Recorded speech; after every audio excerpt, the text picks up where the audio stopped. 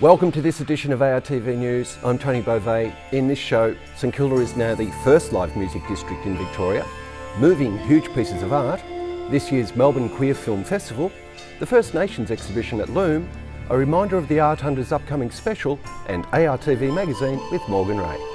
If you like having a laugh, partial nudity and a mixed playlist from classic carols to modern pop, A Very Naughty Christmas is the show that will set the scene for you this Christmas. Australia's favourite adults-only Christmas comedy show is coming to St Kilda. Indulge in some adult-only elf care with music and talented performers and Christmas classics if you've never heard them before. But be warned, you may never hear your favourite carols the same way again. Whether you've been naughty or nice this year, A Very Naughty Christmas will put you straight on Santa's naughty list, willingly. A Very Naughty Christmas is on at the Alex Theatre from the 7th to the 23rd of December. Check out the website for booking details. Little by Little offers a glimpse into Susan Bowen's practice and journey as a painter, intricately woven with her recent experience in northern Italy. Her exhibited works draw inspiration from the rich tapestry of textures, artistry and architecture that envelop Venice and its surroundings. Shapes and colours emerge as her chosen expression, combinations of hues and forms reflecting on the religious and cultural influences that have shaped this beautiful place. As a Melbourne artist, Susan hoped to immerse the viewer in opulence, particularly that of Venice. Through her art, she aims to underscore the urgency of preserving the abundance of artistic and architectural heritage in a city slowly succumbing to the waters. A poignant contemplation of potential loss. Susan has painted primarily with oils for over 10 years and exhibited in several solo and group exhibitions. She also paints commissions, and her works are held in private collections. The free exhibition finishes on the 12th of November.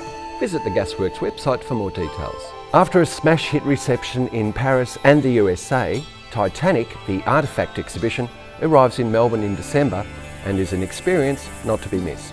One of the most famous tragedies in modern history, the story of the Titanic and its ill-fated maiden voyage continues to enthrall, educate and break hearts more than 110 years since she sank to the bottom of the ocean. This is the only exhibition in Australia to feature more than 200 real artefacts recovered directly from the wreck site.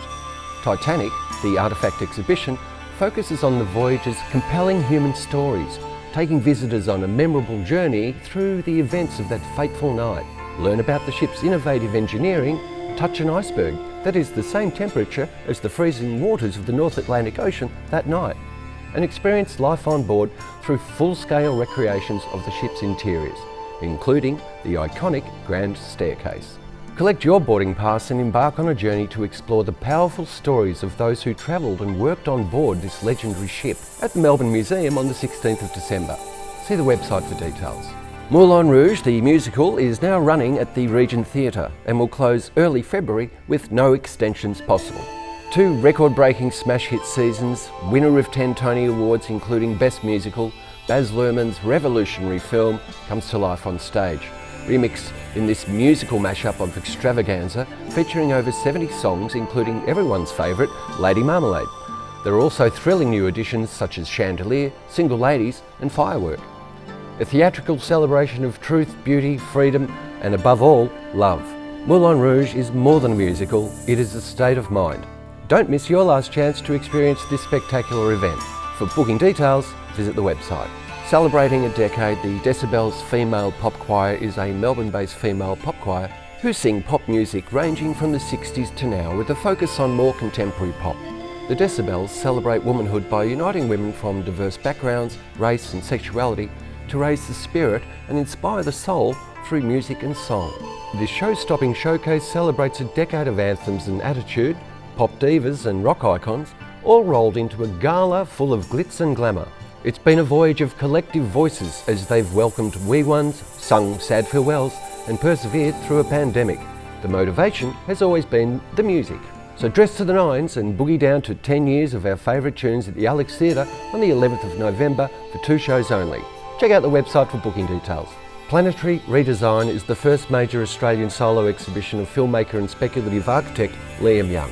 Through an immersive display of moving image works, costumes and photography, The Great Endeavour 2023 depicts the construction of a global system of greenhouse gas extraction and storage. Powered by vast renewable energy infrastructures, together capable of removing huge quantities of greenhouse gases from the atmosphere. Also on display is Young's film Planet City 2020, which provides a window into the alternative urban future. Commissioned for the NGV Triennial in 2020 and supported by the Bago Userja Foundation, it depicts the design of a new city for the whole human population on Earth. It questions whether the accelerating impacts of climate change could urge everyone to retreat together into one hyper-dense, sustainable metropolis, providing space for the rest of the planet to recover as wilderness. The exhibition speculates that the climate emergency is no longer a technological problem. It is now a social, cultural and political one. It offers hope that through creativity and collective action we can move together towards ecological balance on Earth. It is now on at the Ian Potter Centre, NGV Australia, Fed Square. See the website for details. St Kilda is home to Victoria's first live music precinct.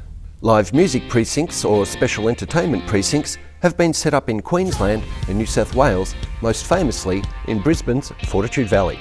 A live music precinct is defined as an area in which live music is recognised as a priority activity, resulting in potential changes to regulatory frameworks, governance, processes and communications to support and protect live music. The Victorian Government introduced planning controls in 2020, allowing councils to designate live music precincts, with the aim of considering the social, economic and cultural importance of live music venues as they make decisions on local planning permits.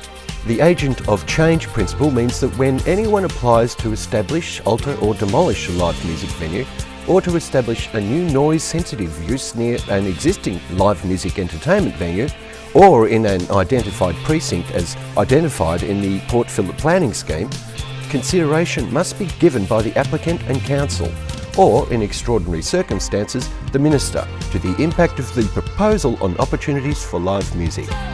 St Kilda will be the first live music precinct for Victoria. Now there's a lot of work to be done on this, but it's a good one for both residents and for venues and businesses. This will be an opportunity to streamline a little bit, cut the red tape, make sure that there's only one agency people have to go to, whether it's for licensing or for a complaint. So we've got 4 main parties. We've got the police, liquor licensing, the council and the state government. So and that's a little bit over-regulated, and that's been one of the biggest problems. So hopefully, by acknowledging that this is an entertainment precinct, those things will be alleviated. We hope to have that actual resources to support the venues and give them confidence that they know that they aren't breaking the law, but that, you know, they've got no control. When there's no one assessing it, if someone says they've broken the law and they're not being listened to, then that should be removed. Declaring a live music precinct is the key to progressing further. This provides a framework to support changes required to better balance the needs of venues, performers and residents in a growing suburb. Making it simpler for residents to raise concerns such as noise complaints, supporting musicians in music events and slashing red tape for venues are all ways our council can be a live music one-stop shop. Being Victoria's first designated precinct is a fitting role for a suburb known and loved nationally and internationally for a live music scene which generates significant cultural and economic benefits.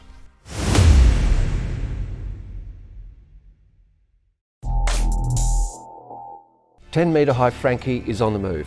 Also known as Reflective Lullaby and Chrome Gnome, is one of 2 high-profile and much-loved public sculptures that are being relocated to McClellan Sculpture Park and Gallery at Langwarrin as part of the ongoing Southern Way Sculpture Commission. Reflective Lullaby is a stainless steel sculpture by Gregor Kreger, and the other enchanting sculpture is Love Flower by artist John Mead. The ongoing program of iconic artworks has established the Mornington Peninsula as an internationally significant hub for public art and contemporary sculpture. Both Reflective Lullaby and Love Flower have developed a cult following over the years amongst visitors and locals in Mornington. Old friends of the works will now be able to catch up with Reflective Lullaby and Love Flower at McClellan Sculpture Park and Gallery. Southern Way generously donates funding for the sculptures, and after 4 years on public display, the commissions became part of McClellan's permanent collection. The series will result in 14 commissions over a 25-year period to 2037.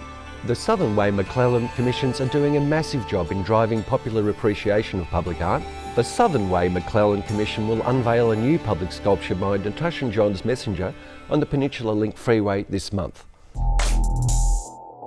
The loom stands as an enduring testament to Melbourne's art and cultural landscape as a cherished and frequented attraction that ceaselessly redefines itself. In its most recent iteration, aptly titled Connection, this immersive art installation is a breathtaking showcase that ingeniously interweaves First Nations art, music and culture on a scale that is nothing short of remarkable. In doing so, it has solidified its status as a pivotal milestone in the world of immersive art. Connection is a collection of nearly 650 artworks, representing the ingenuity of over 110 visual and musical artists. This ambitious and groundbreaking exhibition earns the distinction of being the largest compilation of First Nations art ever. Beyond its sheer scope, the exhibition serves as a critical platform by giving voice and reverence to the rich cultural heritage of Australia's First Nations peoples. The Loom Melbourne has painstakingly curated an assemblage of original artworks that evoke not merely a visual but a deeply emotional connection to the stories and traditions of the artists. Connection sets an ambitious goal before its visitors to actively engage in the artistic journey. Art play, an interactive installation, takes centre stage, extending a heartfelt invitation for guests to interact with the artwork on a profoundly personal level. The result is a sense of deep connection, one that links the audience intimately with the artists and their narratives. Connection transcends the conventional boundaries of an exhibition. It represents a unique opportunity for visitors to embark on an expedition through the world's oldest living culture, all while in a contemporary and innovative setting. This extraordinary amalgamation of tradition affords an invaluable chance to connect with the age-old heritage of Australia's First Nations peoples in a manner that is both profound and deeply resonant. This exhibition will run until 17th of December, so get tickets now. For more information, ticket reservations and updates, please visit the Loom Melbourne's official website. The highly anticipated return of the 33rd annual Melbourne Queer Film Festival is in full swing. The event kicked off last month with an enticing opening night event titled Rewind to Fast Forward. This remarkable festival, dedicated to celebrating the LGBTQA+ community through the medium of film, promises to be a boundary-pushing, joy-filled showcase of queer culture. The program offers a captivating journey through the indisputable existence of LGBTQA individuals throughout history. The Melbourne Queer Film Festival boasts an impressive spectrum of compelling narratives to cater to a diverse audience. Whether you are in a mood of hysterical comedy, campy horror, or soulful drama, this festival has something to offer everyone. The program is a treasure trove of cinematic delights featuring 50 feature films, 17 documentaries, 11 short film packages, 3 world premieres, 26 Australian premieres, and 19 Victorian premieres. The festival's grand opening was a hypercamp extravaganza which took place at Acme, featuring the Australian premiere of I Love You Bexman, a coming-out story that receives a fabulous Philippines makeover by director Percy M. in Talon's hilarious, high-camp and high-felt inverted rom-com. The centerpiece of the festival is the Victorian premiere of Marinette, a captivating account of Mariment Pichot, one of the world's most influential women's soccer player and a French lesbian icon. This screening is scheduled for November 16 at the Village Cinema Jam Factory. The festival will conclude on 19th November with the Australian premiere of Solo, a drag drama that delves into the life of Simon, a skilled makeup artist who transforms into a mainstay of Montreal's exuberant drag scene by night. In the era marked by increasing acceptance and recognition of the LGBTQA+ rights and culture, the Melbourne Queer Film Festival plays a pivotal role in engaging the community with the finest LGBTQA+ content. It aims to educate, entertain, and proudly emphasize how queer individuals have always been an integral and enduring part of humanity. For those eager to partake in this cinematic celebration, detailed information about the event is available on the Melbourne Queer Film Festival website. So don't miss out this enticing opportunity and head over to the festival's website and secure your tickets now. So David, please tell me, why did you initially develop the series, The Art Hunter? To support the arts. I've always been passionate about the arts, and within the media there isn't a lot of outlets for the arts, and I thought, well, this is one little stepping stone for an artist to have something on their resume of being on The Art Hunter. And it's on YouTube, it's on Channel 31, it's on Channel 44 in Adelaide. Great opportunity. That's the whole aim of it. And do you know what? The feedback from the artists have been absolutely overwhelming. And also from the general public, where they go, oh, I didn't know anything about that artist and I went out and bought a piece of their art, or I went and saw their show. And it's been really rewarding on that front. So you've got 100 episodes coming up. I think we've done 98, just finished now. Whoa. So, wow, great achievement. How significant is that now to you, this is a good milestone? Yeah, well, not in my wildest dreams did I see this coming. We started off with Simon and myself, who produced the show, and then we did YouTube, then we approached Channel 31 and they said yes. Then we approached Channel 44 and they said yes in Adelaide. Yep. Then Simon about 3 or 4 weeks ago said, do you know we're almost up to 100? And then of course we're going to do a party and a celebration. Of course we will, because that's me. But this is for the 100th? Yeah. Oh, marvellous. Yeah. And the fact is that we want a live audience. I'm going to pull back in as many of the people we've interviewed over the years, and find out why, how they've been up to since. We've got a classical music orchestra playing. We've got a cabaret performance happening, and there've been people that we've interviewed along the journey who want to be part of this as well. Coming back to celebrate. Good on you. Thanks, David. Thanks, Tony.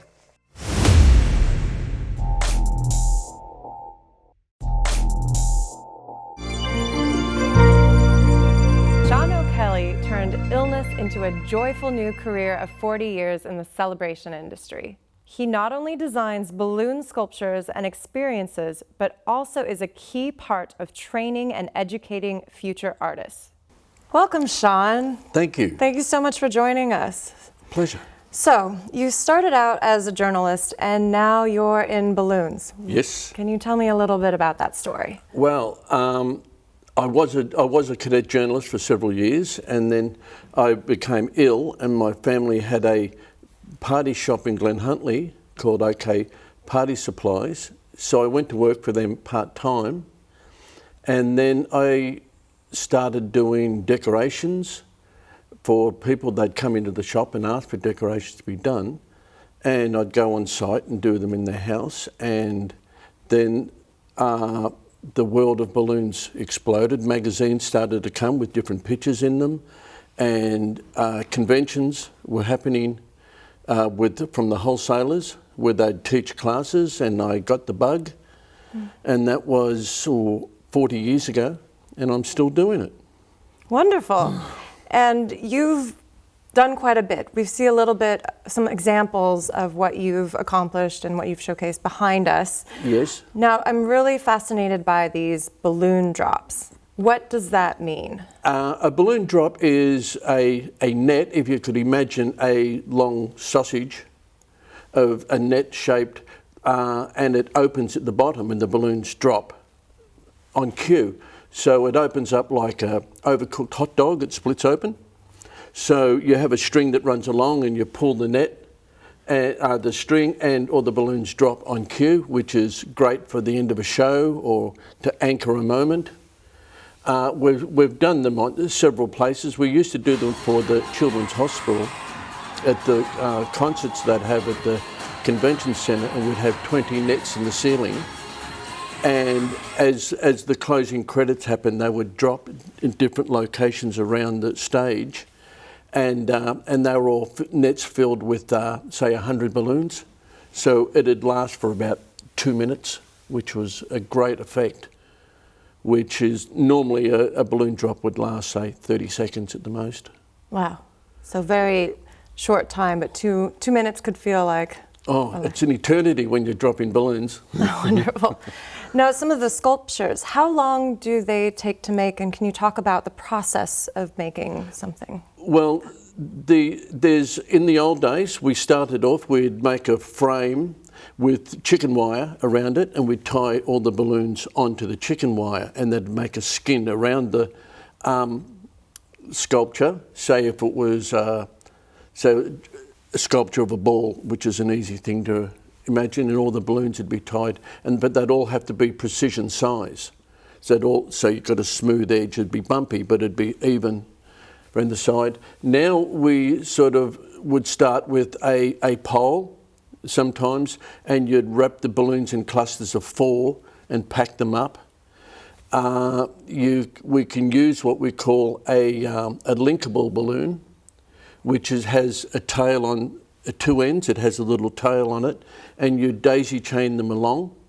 So you've got all these continuous bubbles, and you go in 2 ways. So you can weave them together, and you make a blanket, and then you can make a sculpture from there. But usually it takes a bit of engineering skills, design skills.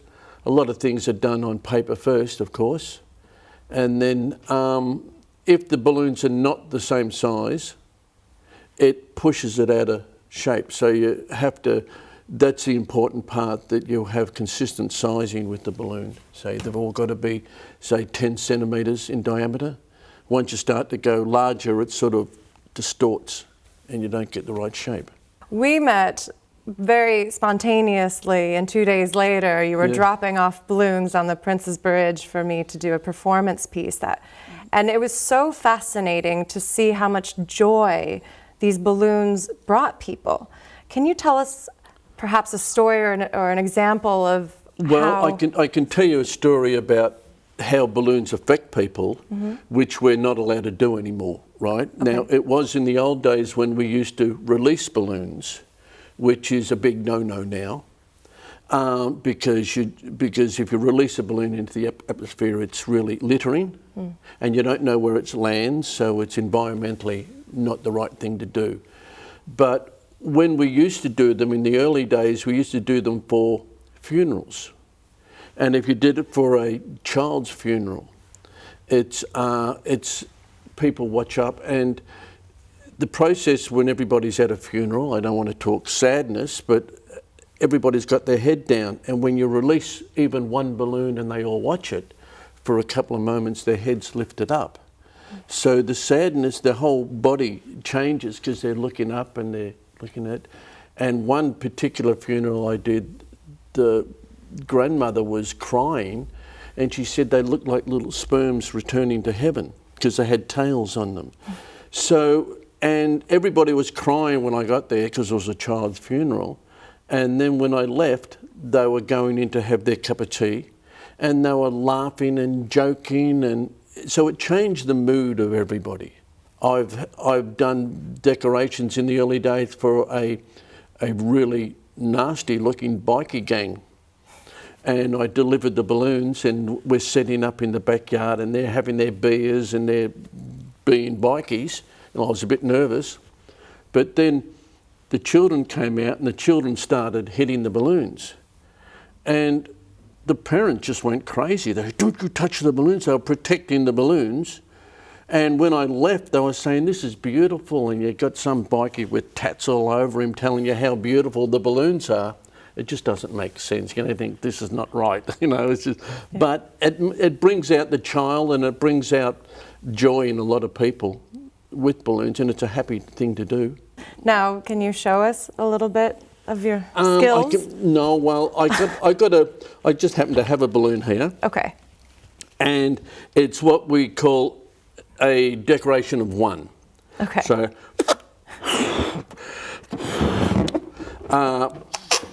I can suggest you can try this at home. This balloon would normally be much larger, be a 30 centimetres, so you just do it a little bit smaller. You tie the knot, like so, and you pull what we call the rim of the balloon off, so it becomes like a little rubber band. Stretch this neck, and then I push it back inside here, and I twist this a little bit, And if I don't muck it up, and I tie in that bit that I pushed in there, it's gripped by that little, and there we have an apple. Oh my gosh, how fun. And no waste. That's amazing. Right, so that becomes, if you pick that up, now you pick it up. Okay. Oh wow. It's stuck to It's there, stuck it's to the like a table. suction cap. Amazing. So that's just a little trick, and what we would do, I often do, and you just put a little flower in there, and it's... Oh, wonderful. So that's just a trick of one balloon. Sean, can you tell us about the largest event you've done? I can tell you about the largest event I've been part of. Okay. In 2016, I was invited with 45 other balloon professionals from around the world to go to China, Xiamen in China, and we went to the Balloon Festival where we successfully, for the Guinness Book of Records, we made a Chinese palace using 365,000 balloons. And to make the Guinness Book of Records, they all had to be joined as one sculpture. So we made walls, we made a Chinese market, we made a temple, there was a school, there was an exercise yard. It was a phenomenal thing to do. It took us 5 days to make it, working from close to about 8 o'clock in the morning till about 8 or 9 at night for the 5 days. And 250,000 people went through to have a look at it. And then they returned the year later and made they made a world zoo out of balloons, and they used 450,000 balloons.